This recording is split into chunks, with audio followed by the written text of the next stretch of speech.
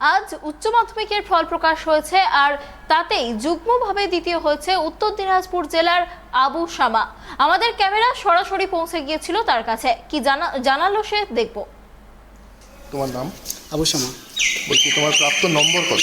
495, 500-এর মধ্যে। বলছি রাজ্যে তো দ্বিতীয় স্থান অধিকার করেছে। বলছি যে এই যে সাফল্য, এটা কার কৃতিত্ব? এটা প্রথমত আমার মা বাবার, তারপরে আমার টিচারকে, সবাই আমাকে সাহায্য করেছে এবং নিজে আমি হার্ডওয়ার্ক করছিলাম, যেটার ফল আমি পেয়েছি আজকে। পড়াশোনার পাশাপাশি কি করতে ভালোবাসো? পড়াশোনার পাশাপাশি সোশ্যাল মিডিয়া ইউজ করি এবং একা থাকতে ভালো লাগে, মানে ঘোরাঘুরি করি এখন। দিনে কতক্ষণ পড়তে?